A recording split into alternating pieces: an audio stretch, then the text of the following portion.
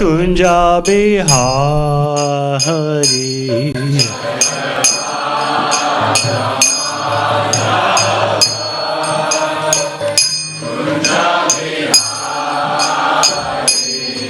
Jai Radha Madhava Kunja Bihari.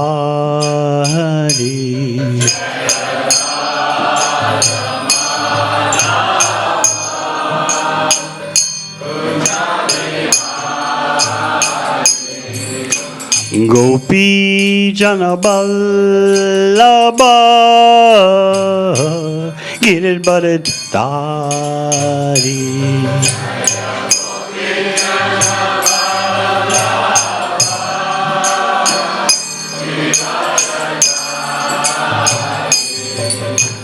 Gopi Janaballabha Giridharidhari.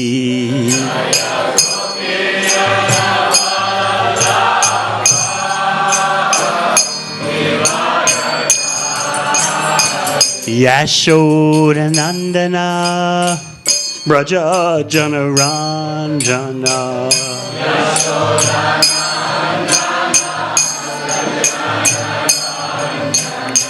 Yashodanandana Braja Janaranjana.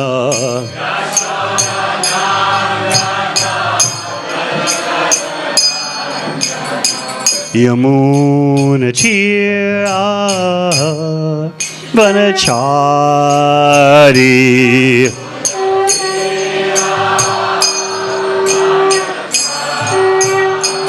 Yamuna Tira Vanachari.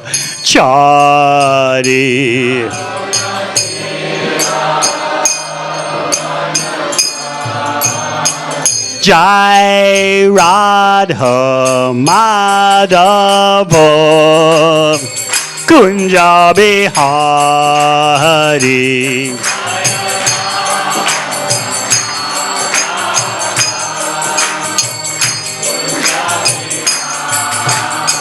Jai Gopi Janaballabha Giridharidhari.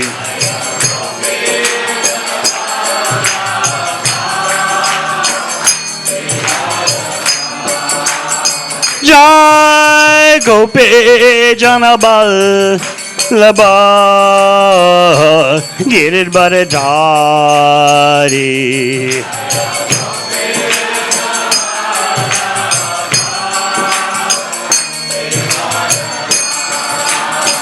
Yashodanandana Braja Janaranjana.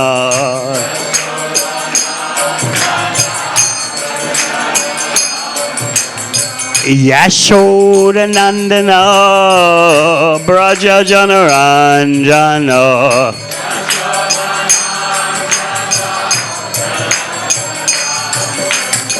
Yamuna Tira Vanachari.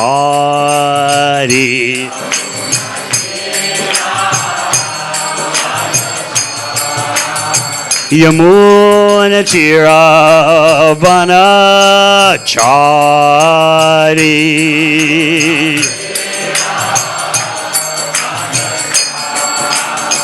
Jai Radha Madhava Kunja Bihari.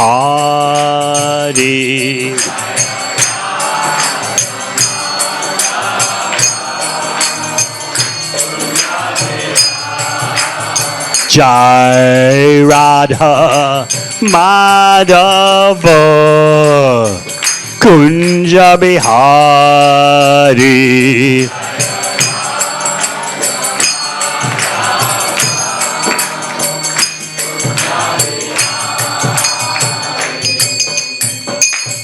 Jai Om Vishabham Sabharajikajaya Sto Devamrita Swami. A.C. Bhaktivedanta Swami Maharaj Srila Prabhupada ki Jai Om Vishnu Padam Sapadarajikachaya Sto Derzata Sisi Mad Bhakti Siddhanta Saraswati Thakur Prabhupada ki Gaura Premanandi.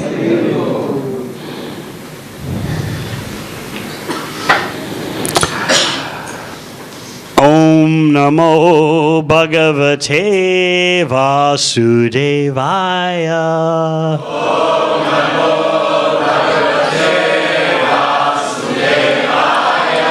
Om Namo Bhagavate Vasudevaya. Om Namo Bhagavate Vasudevaya. Om Namo Bhagavate Vasudevaya. Om Namo Bhagavate Vasudevaya. Srimad Bhagavatam, first canto, chapter 18, Parikshit, cursed by a Brahmana boy, text 22. Yatra nurukta sahasaiva dhira. Vyapohya dehadishu sangam uddam. Vrajanti tat paramahamsyam antyam. Yasmin ahimso pashama swadharma. Yatra nurukta sahasaiva dhira. Vyapohya dehadishu sangam uddam. Vrajanti tat paramahamsyam antyam. Yasmin ahimso pashama swadharma. Yatra nurukta sahasaiva dhira. Vyapohya dehadishu sangam uddam. Vrajanti tat paramahamsyam antyam. Yasmin ahimso pashama swadharma.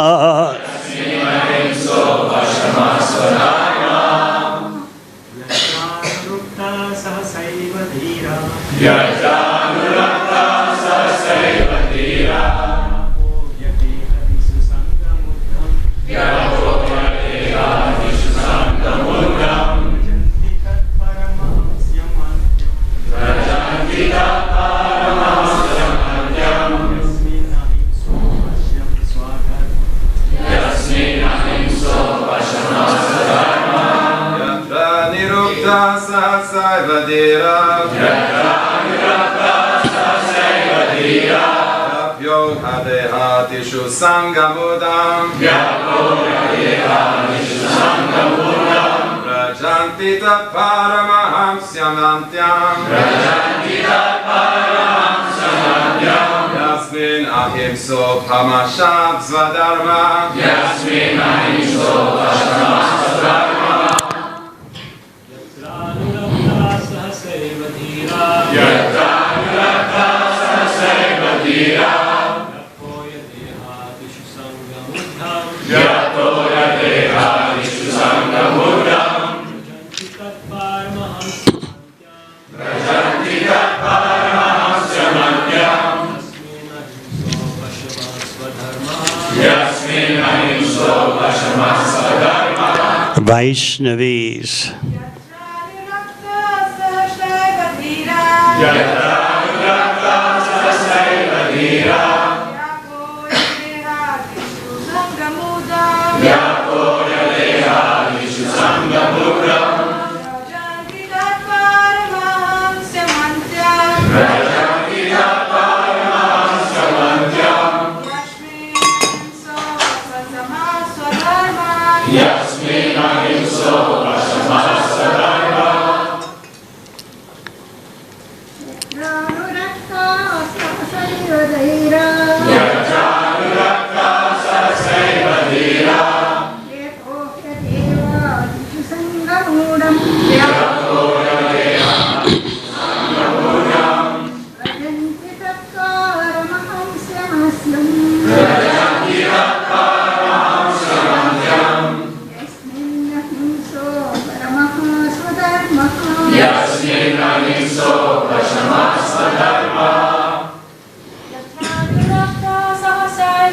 Yatra Nurakta Sasai Mandira Yapo Hate Hatishu Sangamutam Yapo Rajayatishu Sangamutam Rajanti Tat Paramaham Shamantyam Rajanti Taparamam Samantyam Yasmina Himso Pashamasa Swadharma Yasmina Himso Pashamasta Dharma Yatra, unto whom?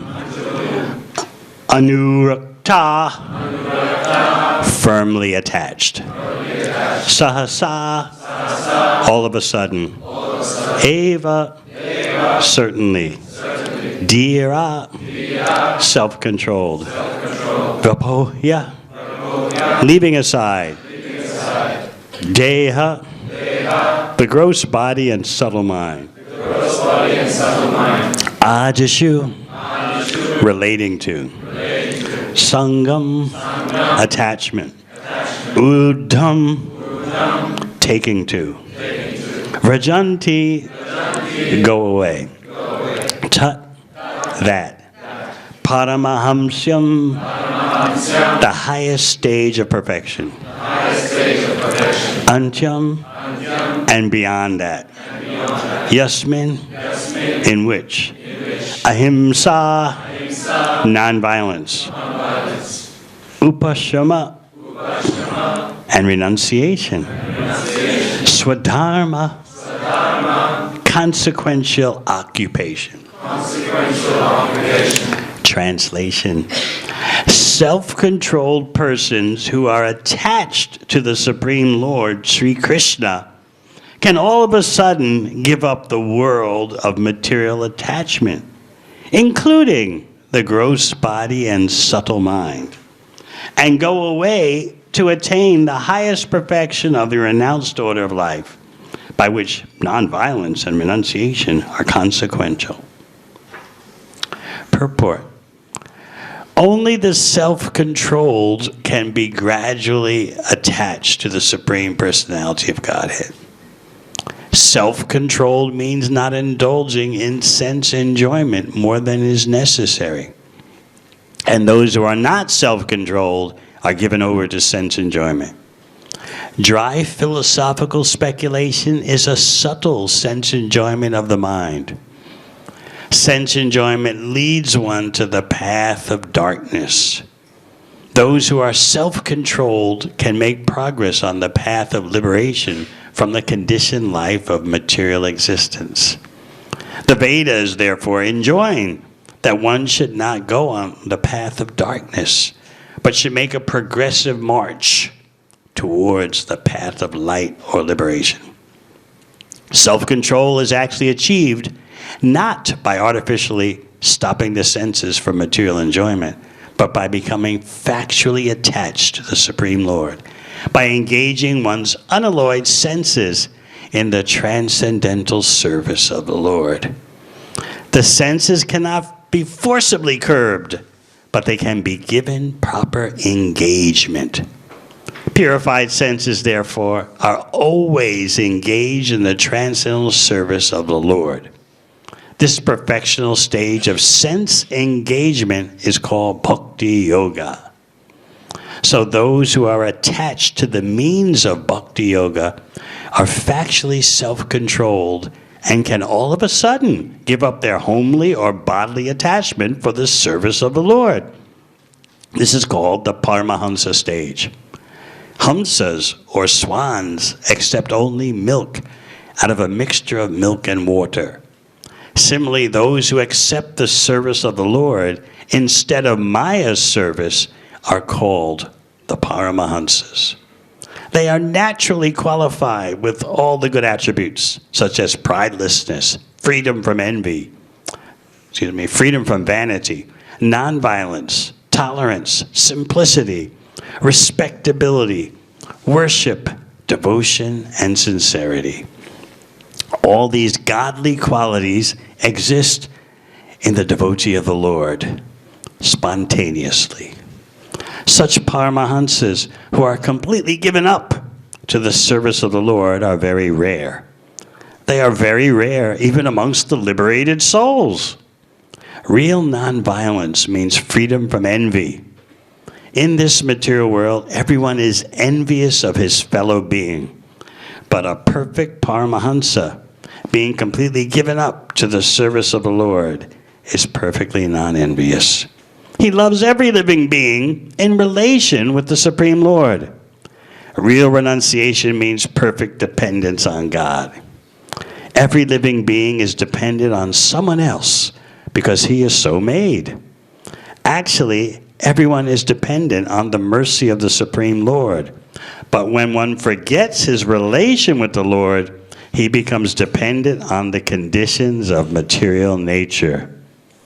Renunciation means renouncing one's dependence on the conditions of material nature and thus becoming completely dependent on the mercy of the Lord.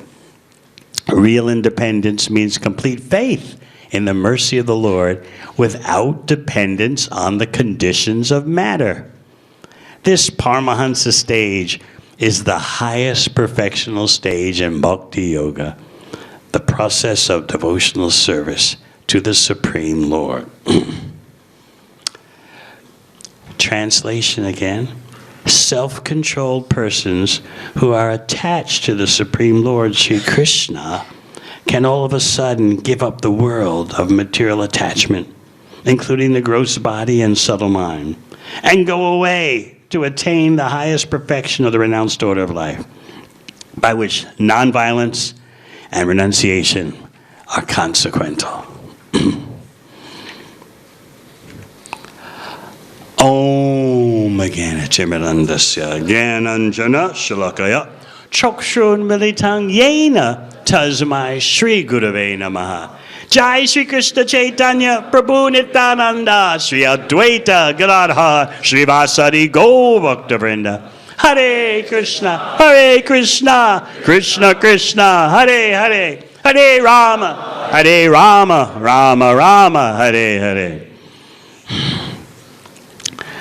Sutta Goswami is speaking to the sages gathered at Naimisharanya. And he's leading up to presenting the history of Pritchett Maharaj being cursed by the young Brahmana boy Shringi. He's letting you know, Sutta Goswami is letting you know, that the power of bhakti is so great that Pritchett Maharaj was able to suddenly walk away from untold opulence and comfort and luxury because of his attachment to the Supreme Personality of Godhead. Sutta Goswami wants you to understand that this is the full potential in bhakti. And we have embarked on a progressive march to attain complete dependence on Krishna. We shouldn't be frightened. Oh no, this history of Pritchett Maharaj is too much. All he was doing was wandering in the forest, pursuing his Kshatriya dharma, his warrior dharma, as he should.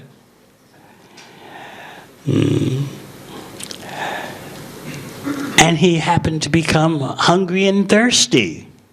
What's wrong with that? And then he saw a hermitage, a cottage of a sadhu, a mystic yogi. And he went into that cottage just to get some water. That's all. And from all that, a curse resulted that he would die in 7 days.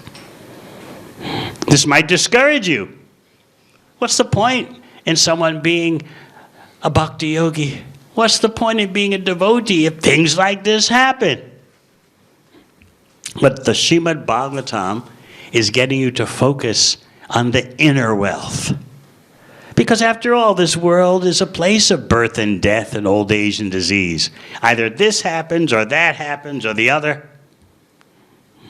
You can always count on something happening. But because something has happened to someone today and it will happen to us tomorrow, we think, oh, I'm better off. but something will happen for sure. So therefore, everyone can take instruction and inspiration from how Parikshit Maharaj handled the situation. Everything was arranged by the Supreme Personality of Godhead. Just like in Bhagavad Gita. Apparently Arjuna was deluded. So much so that Krishna himself was wondering, what's going on with you? Kutastva kashmalamidam. Where have these impurities come from in you, Arjuna? Especially in this most critical hour. Vishame samupastitam. An Aryajistam, you're supposed to be a high-quality human being, an Aryan. And you're talking like an ordinary laborer who has no knowledge. But that situation was all orchestrated by Krishna so that Krishna could speak Bhagavad Gita and demonstrate to us how the instructions of Bhagavad Gita can relieve one of bewilderment in all circumstances of time and in all places.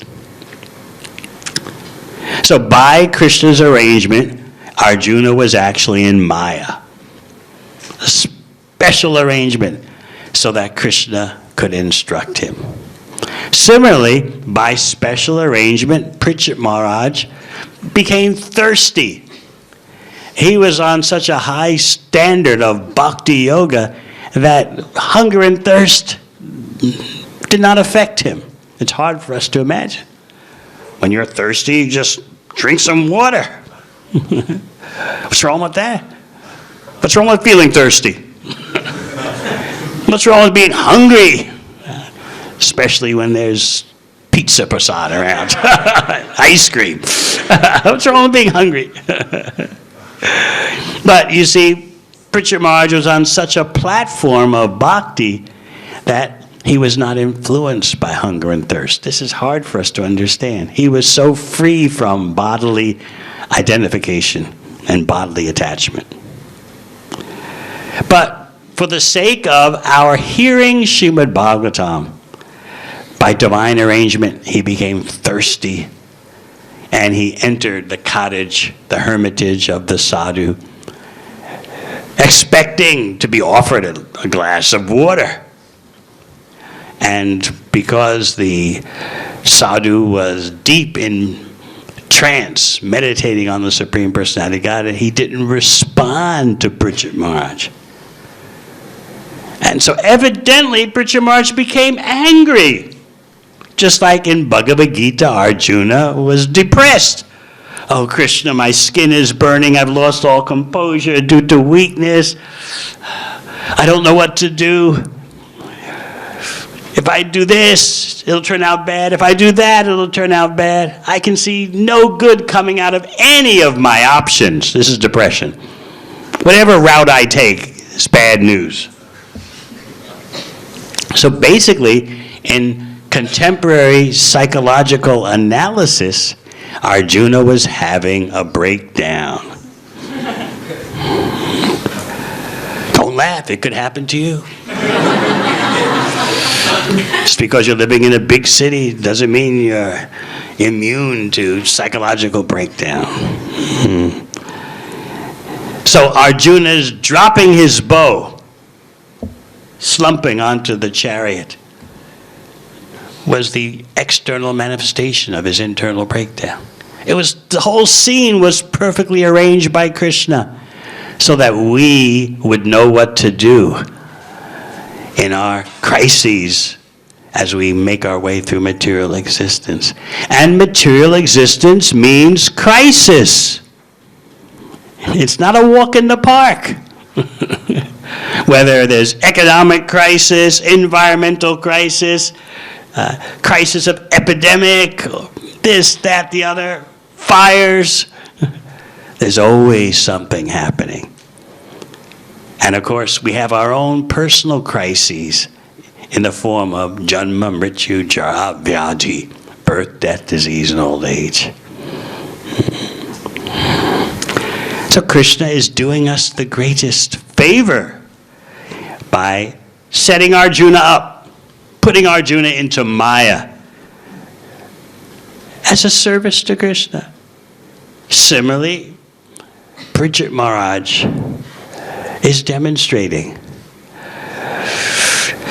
how to drop everything completely. We're wondering, how does that apply to us? Does reading Srimad Bhagavatam mean suddenly we may have to walk away from everything? Job, family, home? That's frightening for us, isn't it? But you see the full potential of bhakti in Parikshit Maharaj. He's demonstrating it can be done.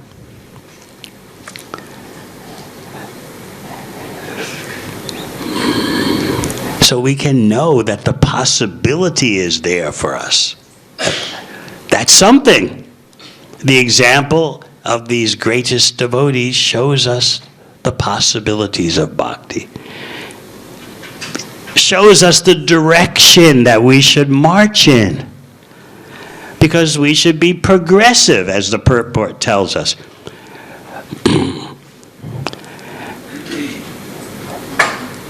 One should not go on the path of darkness, but should make a progressive march toward the path of light or liberation. So we need some standard to judge the distance that we've marched. And so Parikshit Maharaj is showing you the top marker. He walked away from everything. And another example, Bharat Maharaj. There's the famous verse describing very graphically how he suddenly walked away from everything, just like you exit the latrine after making a deposit. Or maybe we could come up with a contemporary example. As you hastily walk away from the ATM machine after making a withdrawal, because you don't want anyone jumping out of the shadows. In any case, I like the example Bhagavatam gives about after relieving yourself, you don't stick around, you make a swift exit. So that's the example given about Bharat Maharaj. And you see this also in the case of Parikshit Maharaj. We have to really understand what it's like to be the chief executive of the world.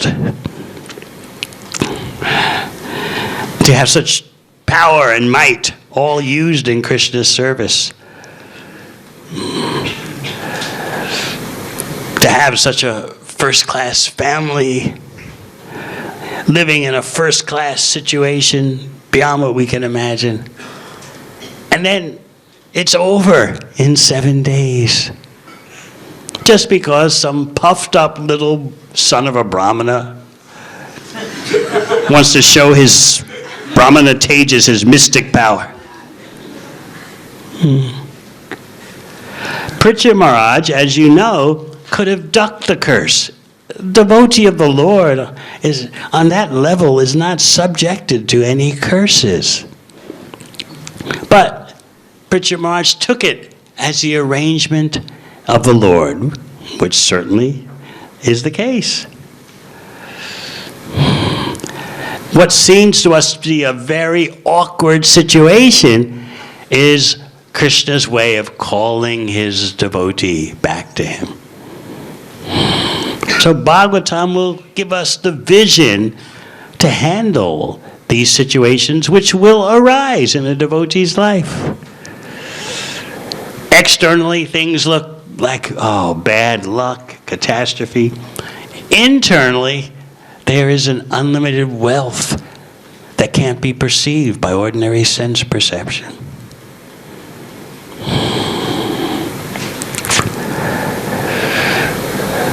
Parikshit Maharaj knew that Krishna had a plan. He wanted to cooperate with the plan. That's why he's a devotee of such stature. He's always cooperating with the plan of the Lord. So yes, he could have nullified the curse. No curse effects of Vishnu Bhakta. Another reason, besides cooperation and living in harmony with Krishna's plan, another reason was that Pritchard Maharaj felt bad for what he did. He took it as his fault. Let the reaction of my offense fall upon me, but not upon my family members. A real devotee is always thinking like that. Some or other, it's my fault. Some or other, I influenced, consciously or unconsciously, I influenced this other person to treat me in this way. So let me take the reaction right now. Why delay it? I don't want my family to suffer.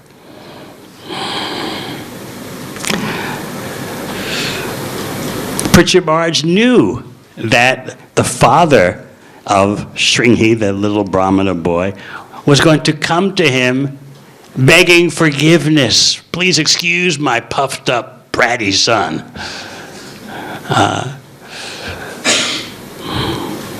But Pritchard Maharaj was such a gentle person that he was thinking, I don't want to inconvenience the boy's father.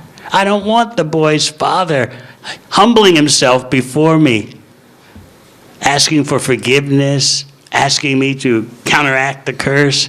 I don't want that happening. The best thing for me is to die rather than inconvenience this great yogi. To see the full potential of bhakti.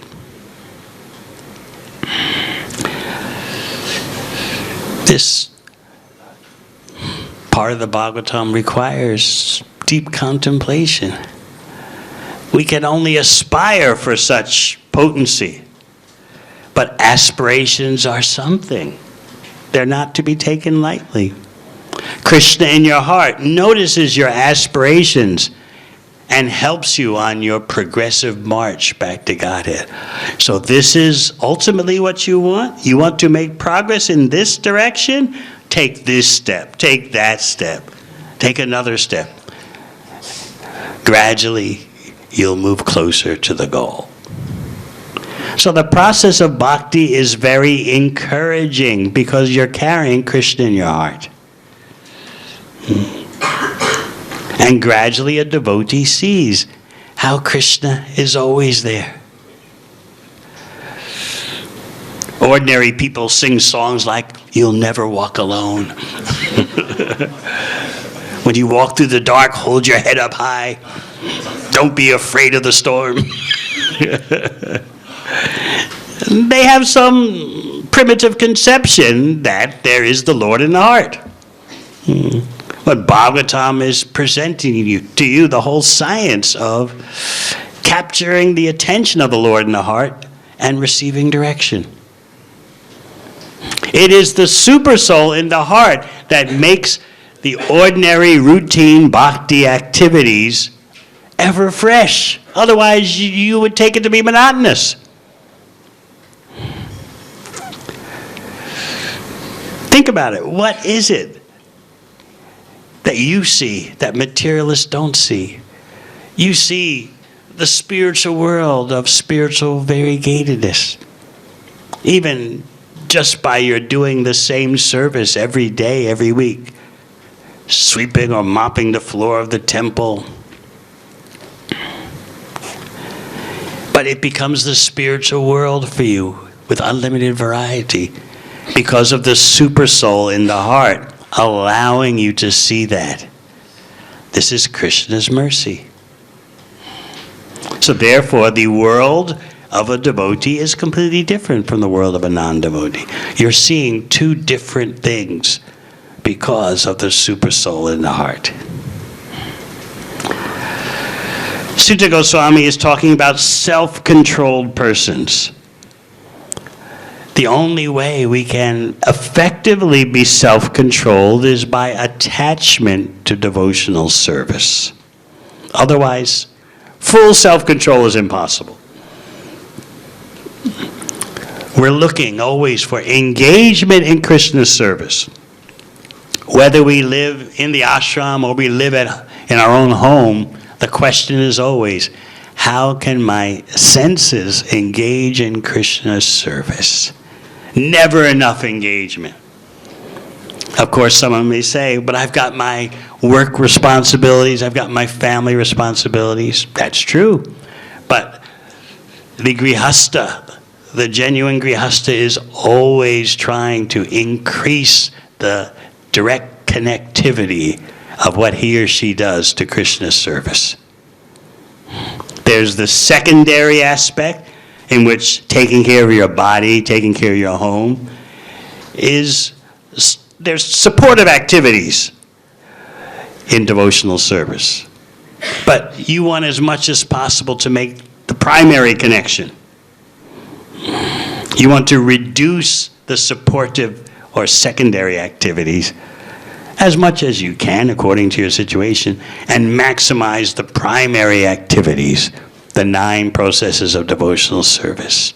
Shravanam, Kirtanam, Vishnu, Smaranam, Padasevanam, so forth. You want your resources directly as much as possible connected. Certainly maintaining Krishna's family that you have is not ordinary. That's why Bhaktivinoda Thakur sings in one of his songs, I'll be like a dog outside the door of Krishna's family, protecting Krishna's family. I will certainly engage in earning an income to support Krishna's family. So if it's Krishna's family, then we have to see what's going on there. Is what's going on for Krishna's pleasure? Or are we saying, well, it's Krishna's family. Meanwhile, we're doing all kinds of things that are not directly related to Krishna or supportive of devotional service, supportive of our existence as a devotee. So we are the devotional engagement group. We're not the religious belief group. We're always looking for how my senses can be more engaged in Krishna's service. We know that is the crucial issue. What are my senses doing? What's the program for my senses? If you don't have a program for your senses, the illusory energy will certainly enforce a program on you. There's no neutral zone. It's swim or sink. So you may say, well, that's kind of severe. I mean, really, why does everything have to be so black and white? You're either in Maya or you're out of Maya. That's what I don't like about bhakti, you know, all these clear-cut distinctions. And why can't things be more wishy-washy, you know? Everything is beautiful in its own way. Everyone is spiritual.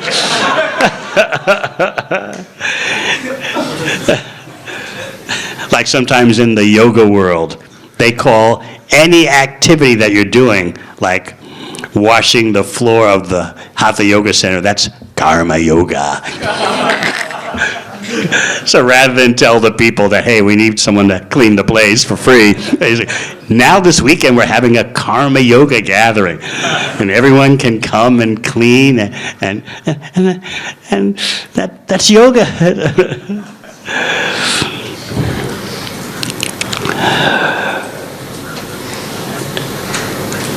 Our issues are about our senses. Engaging in activity that's connected to Krishna's pleasure. This is why Parikshit Maharaj could walk away. All right, Krishna, you gave me all this opulence, and you were taking it away? Fine, because I have the real wealth. That's why he was able to tell Shukadeva Goswami, Snakebird, let it come, I don't care.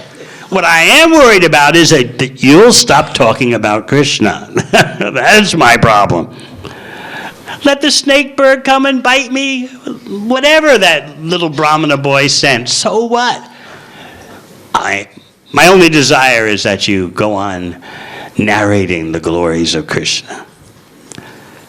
This is the ultimate platform of bhakti. And this is what we want to make progress toward, the progressive march. So we shouldn't be intimidated by hearing verses like this. Self-controlled persons who are attached to the Supreme Lord Sri Krishna can all of a sudden give up the world of material attachment, including the gross body and subtle mind. Well, gradually, after 50 years.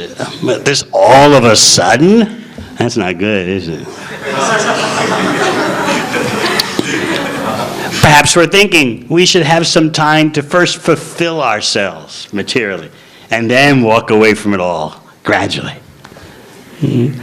But as I'm often trying to explain at outreach programs I'm doing here, there's no such thing as material fulfillment. So I was explaining in Newtown last night that I wonder, this could be threatening information. No such thing as material fulfillment. There's only the hope for fulfillment. That's all you get. And it's that false hope that's driving everyone onward. And we're so blinded by that false hope that we don't see the hope is never fulfilled. Whereas the world of bhakti is based on different hopes and different aspirations. In both the bhakti world and the world of karma, there's some characteristic that is shared.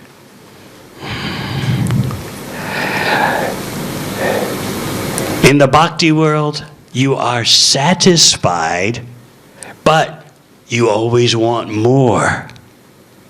In the world of karma, you're not satisfied, and you always want more. So in both worlds, you want more, but the reason is completely different. You always want more in the karma world because what you have never satisfies you. So you just are on what social researchers call the hedonic treadmill, the hedonistic treadmill. You know what it's like. Many of you have been on a treadmill. You can walk and run as fast as you want on a treadmill, but you're really not covering any distance. You're in the same place. So the hedonic treadmill means that you're always going to want more and more because material gratification can't satisfy you. So it's always one more time. It's always going to be that. And then you become frustrated and angry because what you're trying to enjoy or achieve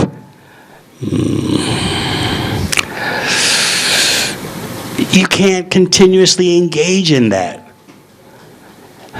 without becoming exhausted, frustrated, disgusted. So therefore you have to, as I was explaining last night, you have to juggle what social researchers recommend as the tonic for material dissatisfaction is always keep doing newer and newer things. And you see that happening, right? Newer and newer relationships, jump from one to the other. Newer and newer experiences, travel here, travel there. That's the only thing that materialists can come up with as an antidote for the staleness of material indulgence. Another angle they give, besides the main antidote of variety, is positive emotions while you're doing something. While you're doing the same old, have positive emotions about it. Yeah, this is actually really good, you know? I mean, I'm really feeling upbeat about this. And those positive emotions will create easier memories down the road. I mean, this is really wringing a dry towel trying to get some water out of it. But this is what you're left with. This is as best as it gets. So just see yourself. You've got to juggle newer experiences. Try this, try that, now this, now that. And while you're doing something which you know is going to become stale, you magnify your positive emotions. I'm so appreciative of what I'm doing right now. This is what's recommended. I'm serious. These are topmost researchers at Oxford, at Yale. They're saying, we're going to teach you how to prevent the whole hedonic adaptation. That means whatever you're doing, you adapt to it. It becomes the same old, same old. This is the great tragedy of material existence. Everything loses its freshness. It becomes the same old thing. The examples they give, not my examples, don't blame me. The examples they give, okay, you get married. And obviously these researchers are older. They don't understand that many persons in the Western world don't even bother to get married. So anyway, we're not talking about our devotees, of course. Everything is different. So you get married, and the first couple of years you're flying. But as great as the situation is, you adapt to it. It becomes the same old, same thing. So you've got to be careful. You've got to watch those positive emotions. That's your only defense against the adaptation. Research has been done showing that if you win the lottery for millions of dollars, what's an amount you can win in what, the New South Wales has a lottery? 50 million. Of course, but half of that goes to taxes or something. All right, still 25 million, you wouldn't complain. Just think, wow, I have won all that money. Oh, my worries are gone. My life is going to be easy street. So actual psychological tests have been done to show that you soar for a maximum 2 years, and then you drop back to the same level that you're on before you won the lottery. Isn't that cruel? Every material experience is like that.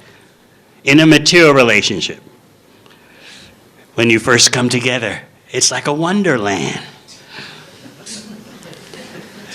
But that only lasts for a certain time. So these researchers are hard at work. They feel that their value to humanity is to teach you how to beat what they call hedonic adaptation. I've heard this, I've seen this. Topmost lecturers, professors in the world at Yale and Oxford telling their students, we're going to teach you how to defeat hedonic adaptation. They can't. It's like someone saying, we're going to create life. It's the same thing. Do it first and then talk.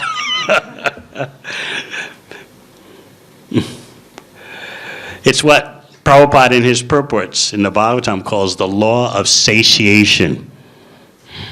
That's what is affecting material existence. You're never satisfied. And in fact, you get tired of what you're doing to try to be satisfied. So remember, the only two things in your material arsenal to try and counteract this phenomenon, which Prahlad Maharaj, he doesn't use the term hedonic adaptation. What does he say? Chewing that which has already been chewed. It's more graphic. I mean, Prahlad was 5 years old. He wasn't playing around with terms like hedonic adaptation. He just said it like it is. Chewing that which has already been chewed. When you think about that, you say, ugh. Right? You wouldn't chew some food that someone else thoroughly chewed, would you? No, all the taste is gone.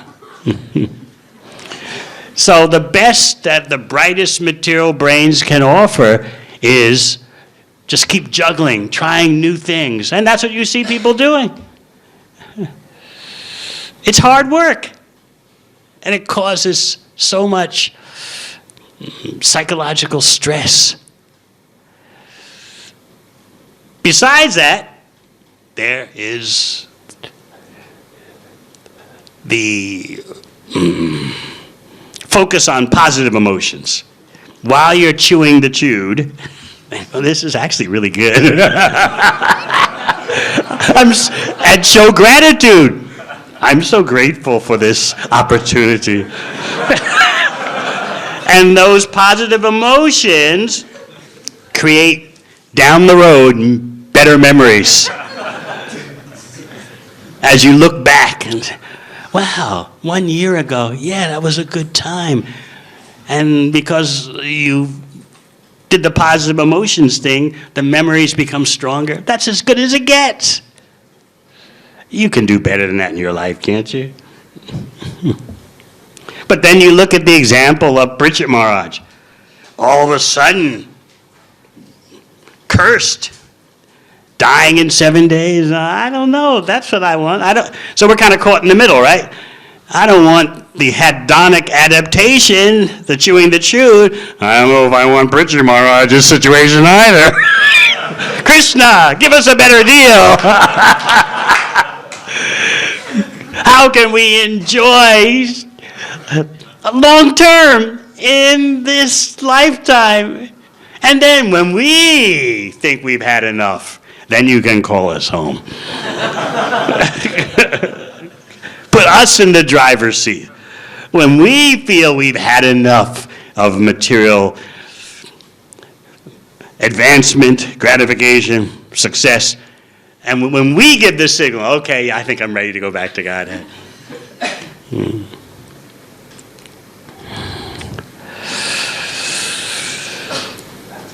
This is heavenly planets consciousness, by the way. And if we don't correct this mentality, in our next life we'll be in the heavenly planets because we perform bhakti saturated with material hopes and desires, and so you go to the heavenly planets. This is why in the 6th canto of Srimad Bhagavatam, Narada Muni was determined to rescue King Prachinabarhisha. We were talking about this Friday at our Crow's Nest gathering. Prachinabarhisha's countless sons were sent to perform austerities because King Prachinabarhisha knew, I'm going to retire. My sons need to be qualified in tapasya, austerity, in order to take up the reins of government. So his sons, away performing austerities, heard from Lord Shiva himself in what is called the Rudra Gita,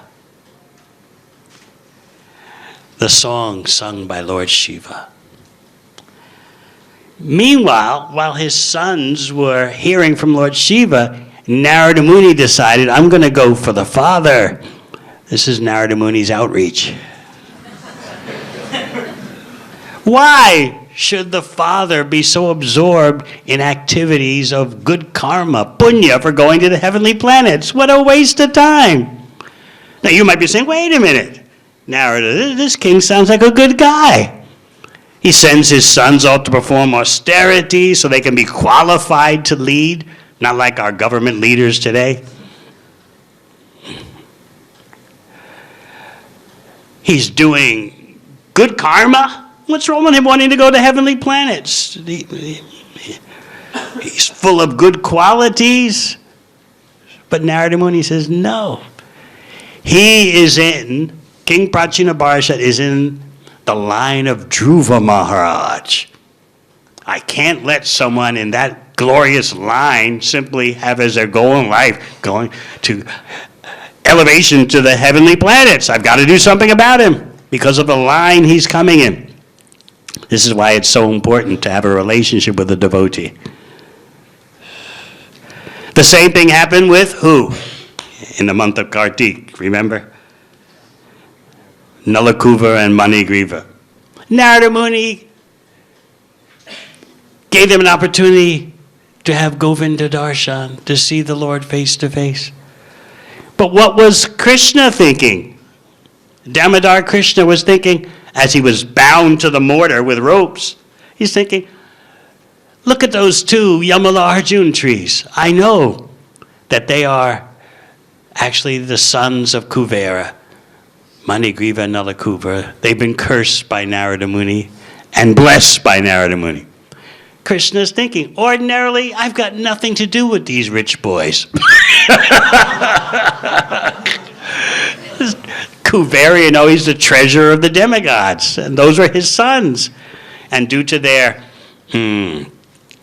wild nights and wild days, they were cursed by Narada Muni and blessed simultaneously by Narada Muni. But Krishna is saying, well, I don't have anything to do with persons like that, you know.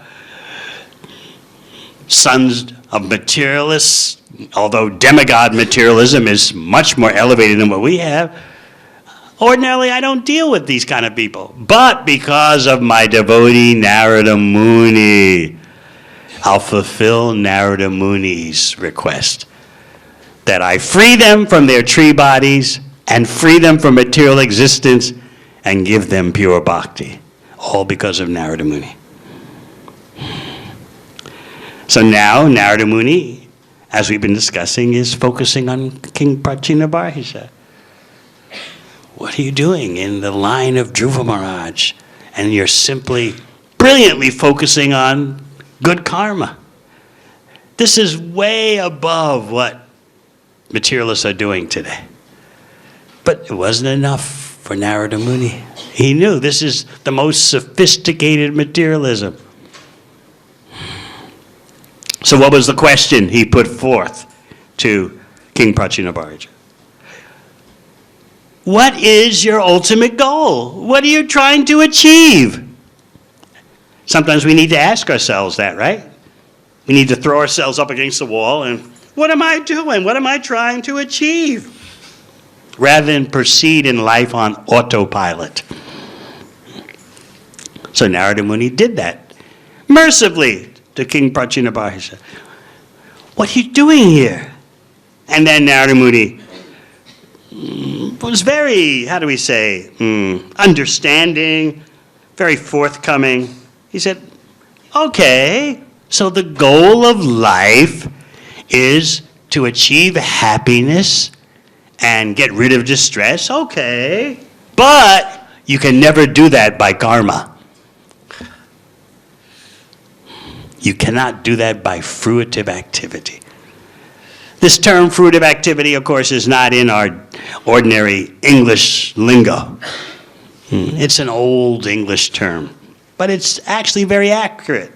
Fruitive activity means activity meant so that you can get the fruits. It's like when you go to work, you expect to get paid. Does anyone here with an ordinary job go to work for free? Suppose your employer told you, there'll be no more salaries, no more pay, but you're welcome to come in every day. How many of you would do that? In some countries, they do it because they're thinking that the economy's real bad now. My employer can't pay me, but there's nowhere else to go. Let me keep going to work with the hope that in the future, he may be able to pay me because I've got no other options. But here in Australia, you'd never do that. You can't pay me? Forget it. I'm out of here.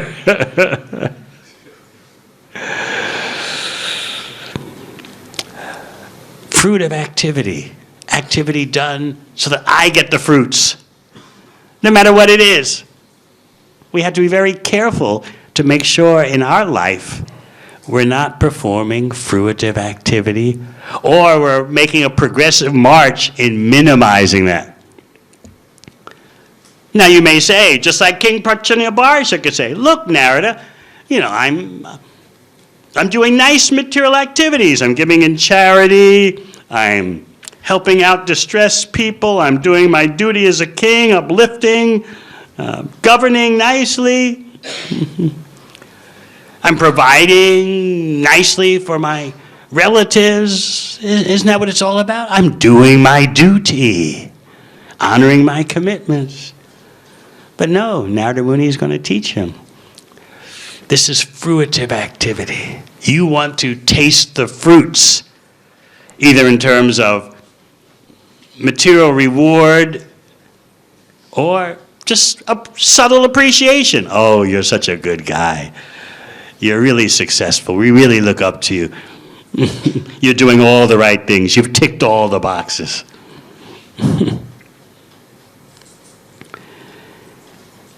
So this opening statement by Narada Muni helps you to analyze your life. Where is the fruitive activity? Where's the karmic activity? So Narada Muni is saying that you want, like every human being, to achieve happiness and rid yourself of distress, but you can't do that through karmic activity. It's like, well, what am I supposed to do then? In this way, Narada Muni is introducing the king to bhakti activity, karma-free activity, because we have to act. And in the next verse, King Prachinabharisha completely opens up. He says, I'm blinded by karmic activity. Please, you teach me Vimala Gyan, spotless knowledge. That will be my only benefit in life.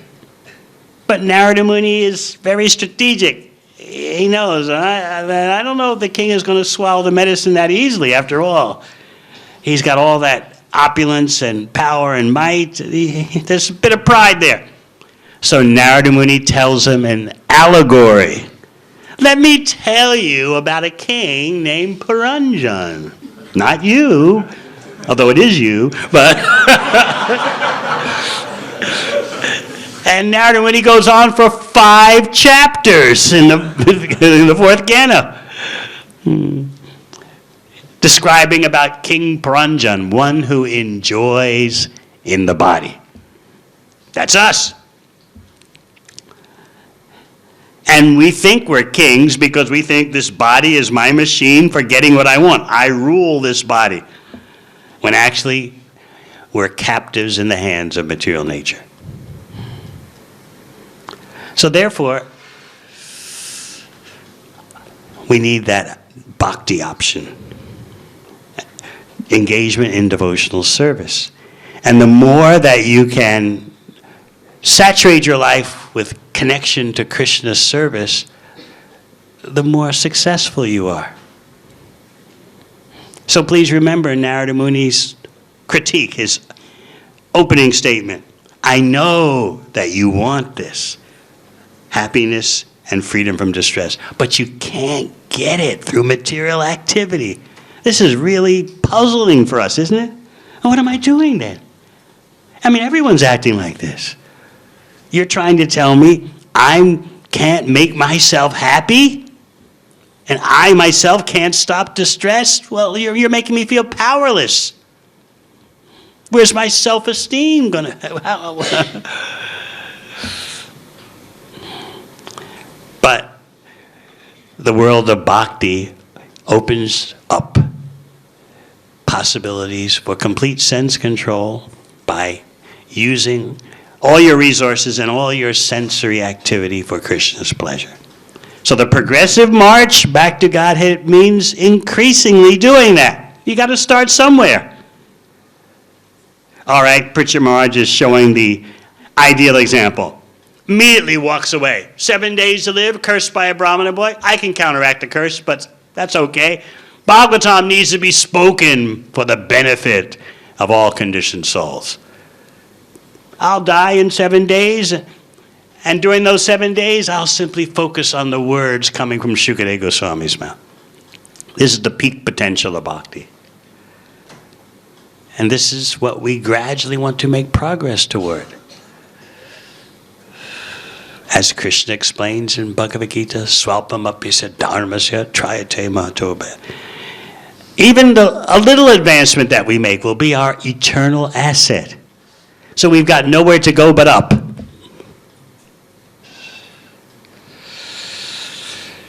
So instead of being depressed by what happens to Pritchett Maharaj or what can happen to us, let us learn to see everything through the eyes of Srimad Bhagavatam.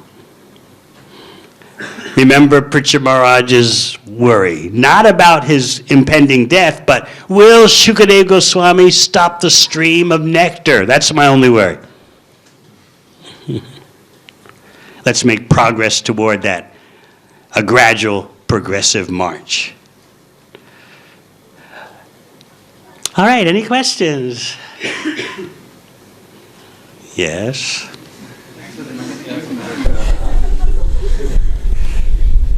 You spoke about how we're not religious devotion engagement. I said we're not a religious belief group. In essence, we're not that. But if someone wants to think that, still they'll get benefit. When we look at the history of religions, it's nevertheless set of practices eventually kind of start looking like religion. What do you mean by religion? When you talk like that, you have to say what you mean. What do you mean by religion? The crucial word maybe you used is belief. Like becoming that. Well, I'm asking you, what do you mean by religion? You say there's a tendency in human existence that after a while religions become belief. Well, what do you mean by religion? I know, I'm putting you on the hot seat. It's good.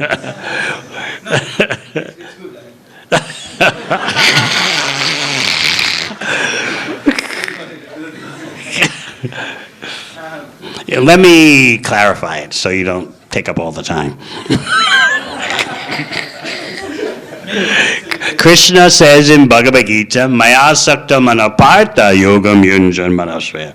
Arjuna, I'm going to teach you how your consciousness can be attached to me. You'll know everything without any doubt. Just listen. Tatstrinu. This is bhakti. Not, Arjuna, I'm going to give you some beliefs, you know. And these beliefs are going to distinguish you from people with other beliefs. That verse is nowhere in Bhagavad Gita. Krishna is giving a laboratory process. I'm going to teach you the process by which your mind can be attached to me. He didn't say, I'm going to give you nice theology, nice beliefs. He's talking about himself also. He tells Arjuna, Pashyame Yogamaishvaram. Just look at my mystic potency. Everything comes from me, but I'm not connected to it. The whole material energy comes from me, but I have no contact with it. Just see my yoga power. Pashyame Yogam Aishvaram. So this is Bhagavad Gita. Demonstration by Krishna. Krishna's giving the process. So bhakti is about becoming purified with our senses so that we can perceive and understand what Krishna is saying, what Narada Muni is saying, what Sutta Goswami is saying. Our senses become spiritualized gradually. This is what the gradual progressive march means. Gradually our senses become transformed. You're able to hear the Hare Krishna mantra differently. You're able to taste prasad differently. Just by doing apparently a simple task for Krishna, you derive transcendental satisfaction because you're pleasing Krishna's senses. So this is not about belief, it's about sensory transformation. Anything else? Yes? Thank you so much. Thank you for the class. My question is in regards to your point about the satisfaction, the difference in satisfaction between material engagement and spiritual engagement. So many times when we're trying to explain to people that if you engage in material activities, you won't be as satisfied as if you just spend your time doing kirtan. But many times they are not willing to accept that, and they're not even willing to even try spirituality. So what is to be done in that scenario? Sometimes these people are devotees, like grown up in devotee. Sometimes, what was the last thing? They are devotees, or they've grown up in devotee families, they've grown up in the community, But they what? They don't get the point, they don't understand. Yes, we have to have tolerance and understand that people are at different places in their development. They may be in the same family as you, but still they're individuals with their own individual karmic past and their own individual use of independence, use of minute independence. That's just reality. It happens often amongst the bhakti community. Someone who's your friend or your relative starts to fade, fall into Maya a bit. And you're wondering, well, this person's my friend, this person's my relative, what's going on here? This is the way the world works, in that we're all individuals. In spite of being grouped in the same family or the same network of friends or the same city, each one of us has our individuality in relation to Krishna. Each one of us can choose. I want to engage in Krishna service. I don't want to engage in Krishna service. So we have to get used to that and be tolerant. And pray to Krishna for the intelligence, how to possibly influence that person. It may take a long time. So you don't want to rub salt in the wound. Well, Prabhu, you're just totally in Maya.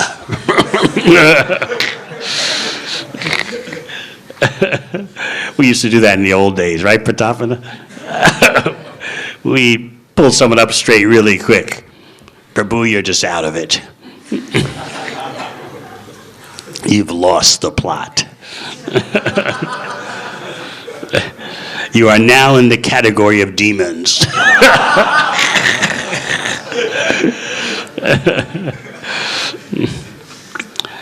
So it's an art of how to maintain your proper discrimination while tolerating someone's waywardness and hoping and acting in a way that gradually they may return to their common sense. It's not easy. I agree with you. It's not easy.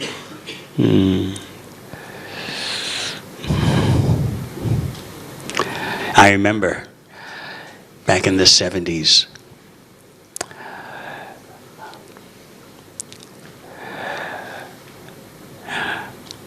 I started out my devotional service in New York and then went to Los Angeles for the BBT. And one of my devotee friends, my Sankirtan partner who stayed behind in New York, he had fallen into Maya and he had left the Association of Devotees. So on my way to India in 1977 or so, I stopped off in New York. And I heard from the devotees, I said, well, what about so-and-so? Out of it. So I remember, I immediately found out where he lived, went to his house, banged on the door, his apartment, his flat, banged on the door. He said, who is it, who is it? It's me, Devamrita Das, your old friend. I've come to save you from Maya. So, he hadn't seen me in like 2 years, because I was been in LA. Open the door! So very slowly he opens the door and lets me in. And I just, put it to him. You lost control of your senses. You're totally bewitched by Maya. He kind of hung his head. Yeah, I know, but...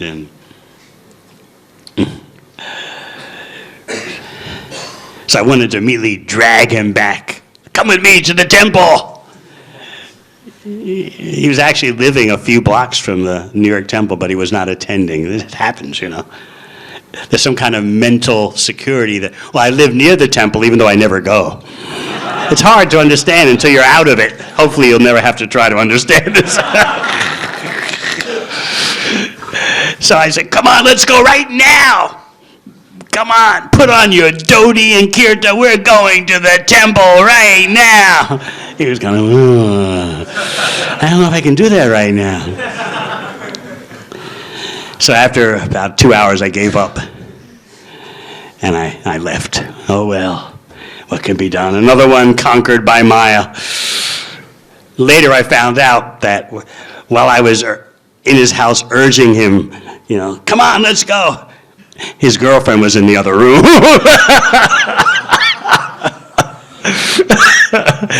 So he had some added incentive not to listen to me. So those were the early days. We're more artful these days. We're more patient, tolerant, without losing our discrimination, though. Not that, well, everything is fine, whatever you do, yeah. It's all right, Prabhu, yeah. Do your simple activities, yeah, whatever, No, you have to maintain your discrimination. At the same time, be compassionate and tolerant. It's tough. I agree, it's difficult, especially for a young man like you. Here you are trying to keep to the straight and narrow, right? That was the old style. Just put it straight to you, Yes, Maharaj.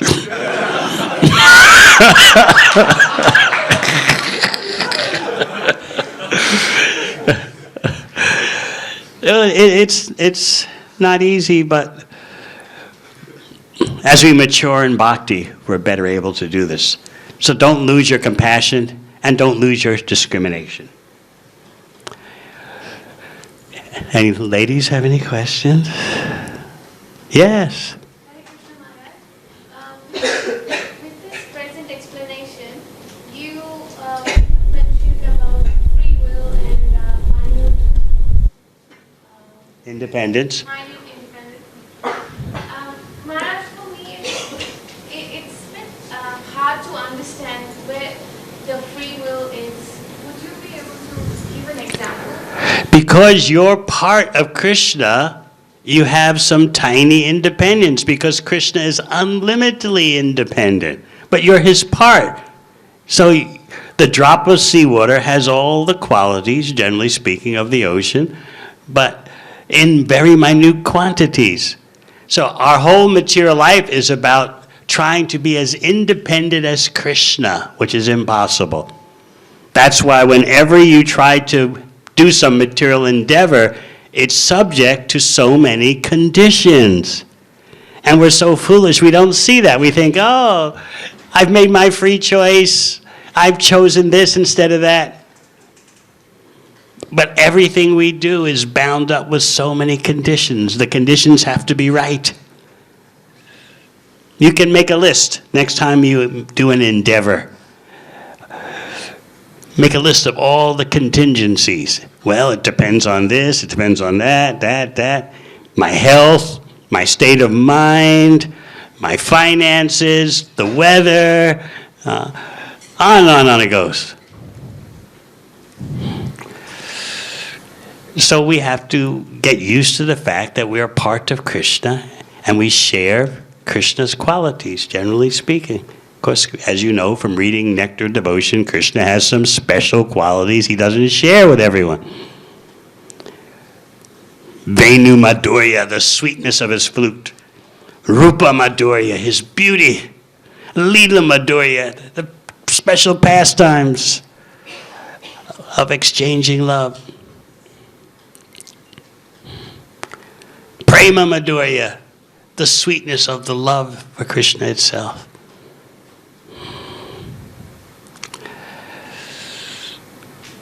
But other than those very special qualities, which Krishna has reserved for Swayam Bhagavan, he doesn't even share them with Lord Shiva, Lord Brahma. Other than that, there are the generic qualities, so to speak, and independence is one of them. So this causes devotees so much perplexity. Well, sometimes you even cry out, Krishna, just force me to be your devotee.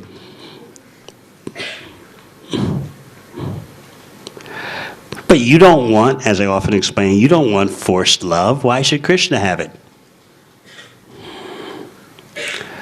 So he gives us independence, because without independence, there's no ecstatic love. And Krishna is interested in ecstatic love.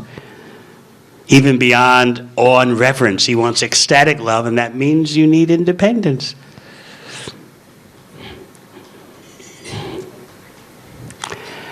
Anything else? Yes? I was just thinking about connecting everything with Krishna. Then is it satisfactory to connect your work to Krishna? So like typing on a keyboard or looking at a computer screen, answering phones, that all can be connected with Krishna? You know how to do that? Very simple. Why are you working? To provide for a family and to provide for Krishna. In other words, you're working for money. Yes or no? So, karma yoga means when you get the fruit, is it used for Krishna's pleasure or not? Yes. All right, you have to maintain your family. Is Krishna in the center of your family?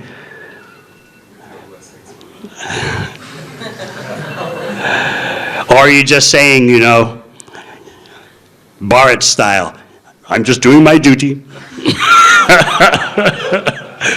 I'm going to work. I'm getting the money. Krishna says, do your duty.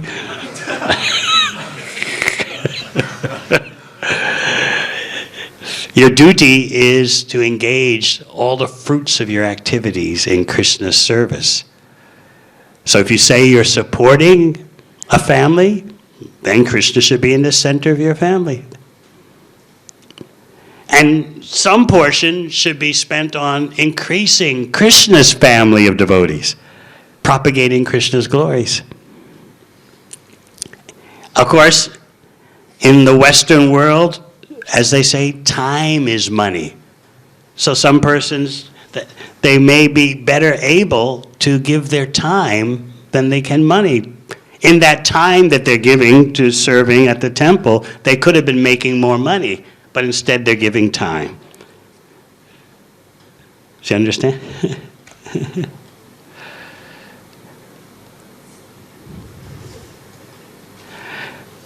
All right, last question. By doing spiritual practices, we get a lot of happiness. But then there's always this frustration that our spiritual growth is not as fast as we expect. How to come out of that frustration? We want to make Krishna happy. Our goal is to give Krishna happiness. Automatically we're included. We don't have to worry about that. So focus on, am I giving Krishna pleasure by whatever activity I'm doing? Then a different horizon will open up for you. All right. Thank you very much. Hare Krishna. His Holiness Devamrita Swami Maharaj ki Jai.